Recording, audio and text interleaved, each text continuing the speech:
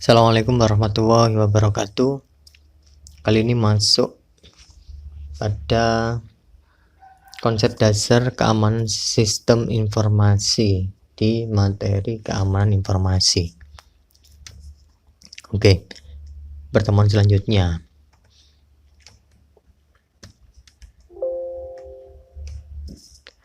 Kali ini pembahasan pentingnya CEI Threat dalam pengembangan web application, disebut dengan web app. CEI Threat adalah suatu model yang dirancang dengan tujuan memandu kebijakan yang terkait keamanan. Jadi di CEI ini keamanan ada 3 nantinya. 3 yang pertama yaitu confidentiality, kemudian integrity, dan availability.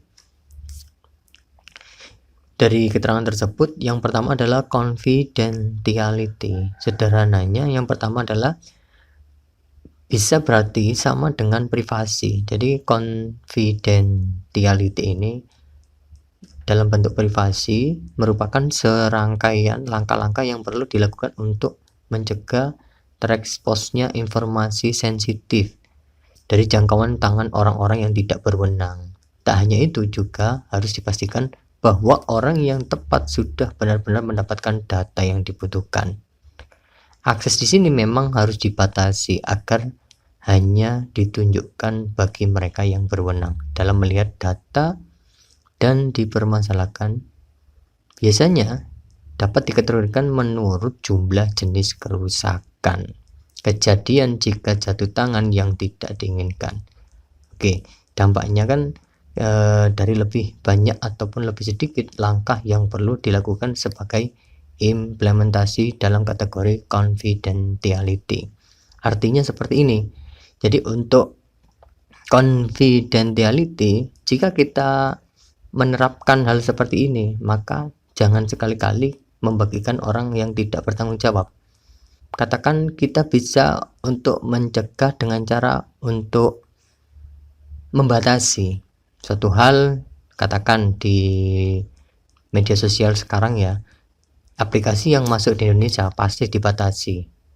Untuk web-web khusus, web perjudian dan lain sebagainya, itu kan tidak bisa orang-orang membuka secara langsung, tetapi memang ada orang-orang khusus yang bisa membukanya. Cuma hal seperti itu ya kita lebih baik dihindarkan sajalah. Ini adalah suatu contoh dari confidentiality. Jadi harus membatasi. Katakan di WhatsApp dulunya itu bebas sekali, tetapi sekarang di WhatsApp tidak bebas. Karena apa? Saat kita meneruskan membagikan berita-berita, itu langsung ada muncul teruskan. Jadi, tetapi di situ pasti ada batasannya, tidak bisa diteruskan entah berapa ratus kali atau ribuan kali. Oke. Kemudian yang kedua ada integrity, di mana integrity ini berarti menjaga konsistensi, akurasi, dan kepercayaan terhadap data untuk setiap waktu hingga seterusnya. Misal, para peretas yang ingin melakukan manipulasi data tersebut. Jadi, di langkah-langkah tertentu dilakukan untuk memastikan bahwa data tidak bisa diubah oleh orang yang tidak punya kepentingan. Dari integrity, langkahnya seperti apa?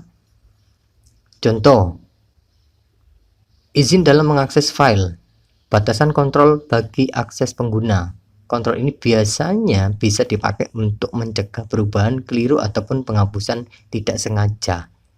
Berarti dipastikan nomor 2, di mana orang tersebut menjaga konsisten yang kita berikan akses, kemudian menjaga akurasi dan kepercayaan. Tetapi saat data tersebut dihapus dari orang-orang tersebut, maka data tersebut masih bisa tersimpan.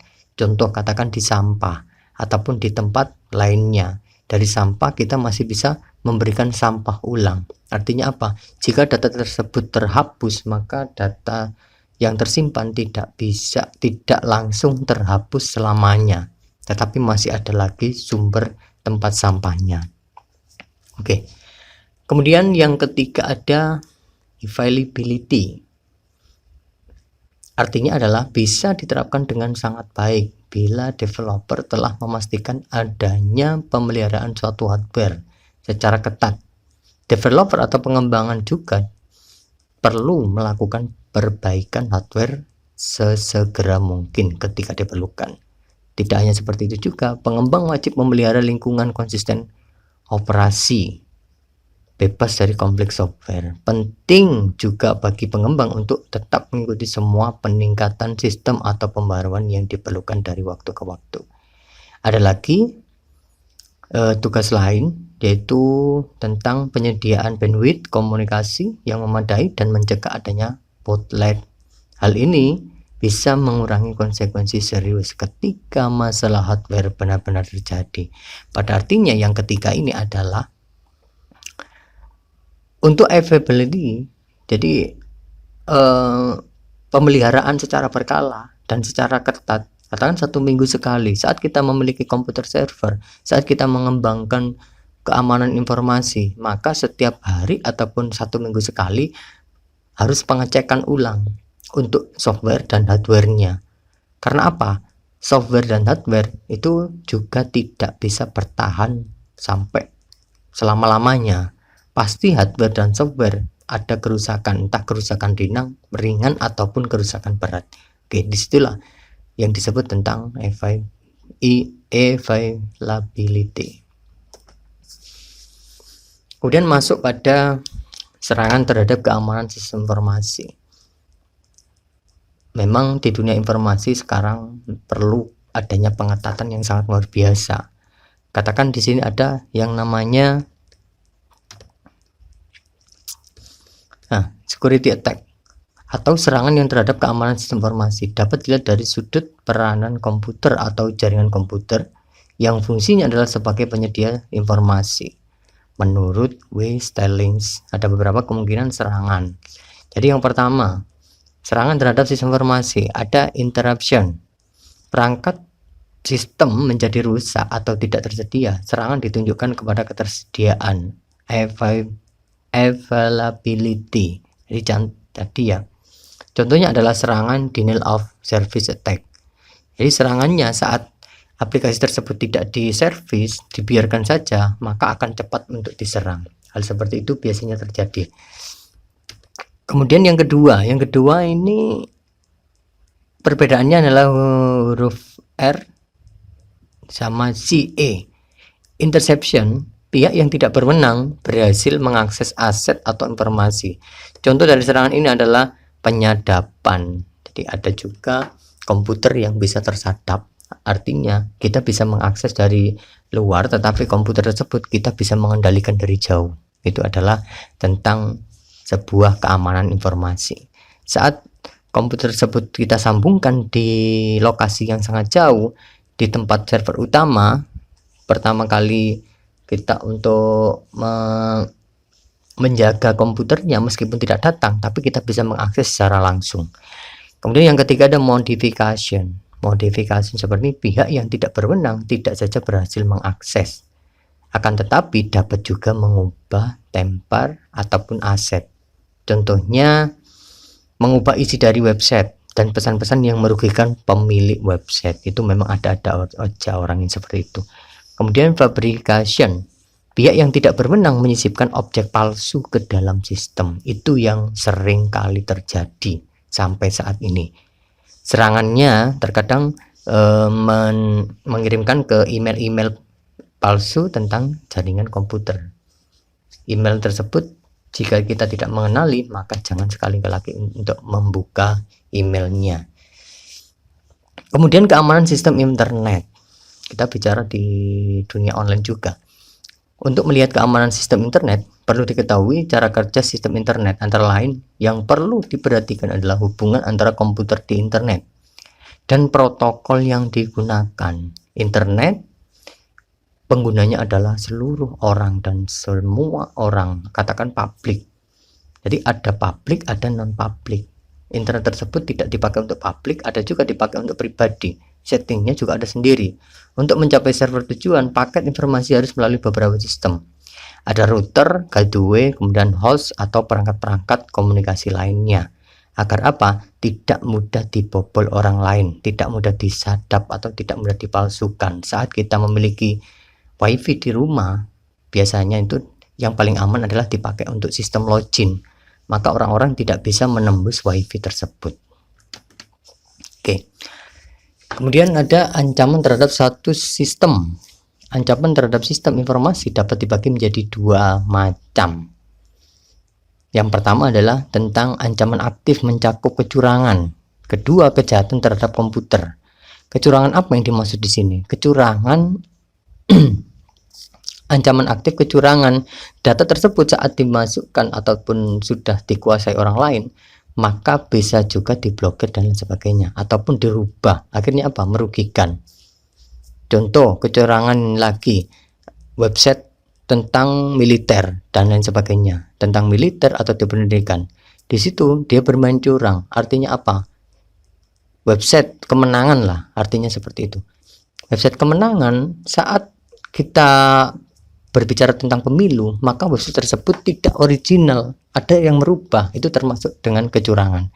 Kejahatan terhadap komputer, sistem komputer yang sudah dideteksi, maka aplikasi yang sudah dibuat itu bisa dipakai untuk sistem robot, maka disitulah termasuk bisa juga dipakai untuk kejahatan terhadap komputer. Kemudian ancaman pasif yang kedua, kegagalan sistem, kemudian kesalahan manusia, bencana alam. Di sini yang pertama dari kegagalan sistem, saat kita sudah membuat program ataupun sudah menjaga, tetapi sistem tersebut lama kemudian akan rusak sendiri. Contoh katakan hardware maupun software, itu kan bisa merusak sistem, tidak dengan dirusak sendiri, tetapi memang suatu saat kerusakan teknologi kita tidak akan tahu. Kemudian kesalahan manusia, berarti kesalahan manusia kita merusak dengan secara sengaja, contohnya seperti itu.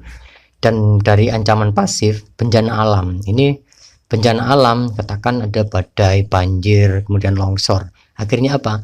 Kabel-kabel sambungan akan sudah lepas semuanya. Maka disitulah kita harus juga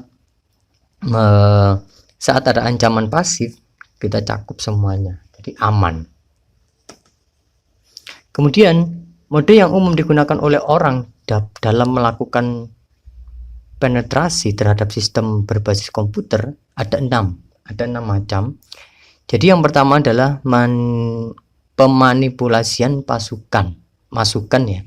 Kemudian penggantian program, penggantian secara langsung, pencuri data, sabotase, penyalahgunaan dan pencurian sumber daya komputasi. Hal seperti ini yang biasanya dilakukan oleh orang-orang yang tidak bertanggung jawab.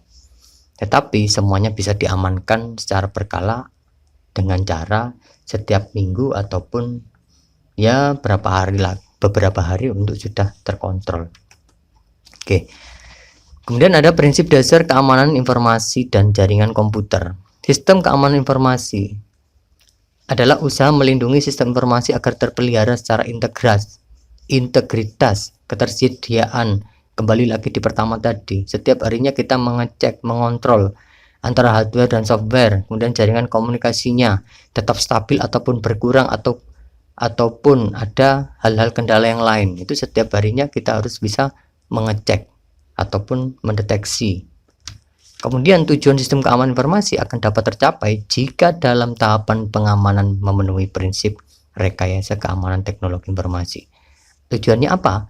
Tujuannya semuanya adalah untuk menjaga sistem keamanan tersebut. Ada juga di sini prinsip-prinsip tersebut akan digunakan oleh user ketika mengembangkan dan mengevaluasi kebutuhan fungsional, informasi operasi dalam organisasi. Di sini sistem engineer dan arsitek yang merancang, mengimplementasikan ataupun memodifikasi sistem tersebut. Spesialis IT pada semua fase siklus hidup sistem life cycle. Manajer program dapat bertugas keamanan sistem informasi seperti program dan informasi sistem security. Ini adalah sangat penting. Karena apa? Kalau tidak ada keamanan khusus, maka data ataupun apa yang harus diamankan dalam sebuah informasi kurang aman. Oke. Di sini ada 33 prinsip tentang keamanan teknologi informasi yang terbagi menjadi 6 kelompok. Tidak saya sebutkan keseluruhan, tetapi yang pertama adalah ada landasan keamanan. di mana landasan keamanan terdiri dari penetapan kebijakan ukuran keamanan, kemudian ancaman keamanan menggambarkan secara jelas, dan adanya jaminan pengembang dan tentang software tersebut. Saat kita masuk ke landasan keamanan ini, maka kita harus benar-benar meminta pertanggungjawaban kepada developer tersebut, pengembangan softwarenya. Oke. Yang kedua ada pokok keamanan. Di sini kita ada prinsip tentang mengurangi risiko, mengasumsikan bahwa sistem eksternal, kemudian mengidentifikasi potensi, ada menerapkan penyesuaian ukuran, memproteksi informasi selama yang dilakukan, kemudian biasa mempertimbangkan hasil yang mencapai keamanan, dan melindungi dengan cara melawan semua yang tergolong dalam attacks. Pokok keamanan ini masuk dalam pokok keamanan. Intinya pada pokok keamanan ini semua wajib terlindungi secara berkala, tidak hanya beberapa saat saja. Diproses dengan berjalannya waktu, kemudian data tersebut tersimpan dengan aman. Kemudian yang ketiga adalah mudah digunakan, prinsip ke-12, di mana juga kemudian menggunakan bahasa umumnya dan model keamanan berusaha memudahkan operasi. Di poin ketiga ini mudah digunakan. Saat apa? Saat kita menggunakan ataupun masuk ke dalam suatu sistem, maka sistem tersebut tidak susah untuk digunakan bagi user maupun admin. Kalau admin dan user merasa kesulitan, maka data keamanan tersebut juga akan terganggu. Kita merasa terlalu sulit. Disitulah juga mengganggu dalam keamanan informasi. Kemudian nyaman dan menyenangkan ditetapkan pada lapisan keamanan sehingga ada celah untuk menyerang. Jangan sampai seperti itu. Dirancang, kemudian memberikan jaminan, membatasi, kemudian mengisolasi sistem, menggunakan mekanisme, menggunakan audit. Nah, inilah sama seperti saat nyaman dan menyenangkan, data tersebut setiap harinya diupdate, tidak pernah keluar ataupun data tersebut selalu aman. Kemudian yang kelima, mengurangi ancaman serangan. Reduce vulnerabilities. Prinsip ke-24. Tetapi artinya seperti ini, mengurangi ancaman serangan, mengusahakan tetap sederhana, kemudian memperkecil elemen, menerapkan batasan, tidak menerapkan mekanisme, dan meyakinkan keamanan. Di sini semuanya memang harus diamankan secara detail. Contoh yang ke-28, meyakinkan keamanan tepat ketika shutdown. Saat komputer tersebut dimatikan, maka data tersebut apakah masih berjalan atau tidak, itu harus juga dipastikan juga. Kemudian yang keenam, merancang dan menjaga jaringan. Prinsip ke-30, mengimplementasikan keamanan sampai pada kombinasi distribusi. Tentang merancang, jadi di keenam ini merancang dan menjaga jaringan. Jaringan tersebut bagaimana caranya tetap stabil. Saat jaringan tersebut ada gangguan, jaringan apakah yang harus dipakai saat itu juga. Karena apa? Untuk pelayanan publik terkadang komplainan cukup banyak sekali jika aplikasi yang kita buat, aplikasi yang kita amankan dibobol ataupun disalahgunakan orang lain. Oke, disitulah tentang materi pertemuan kali ini. Oke, terima kasih. Assalamualaikum warahmatullahi wabarakatuh.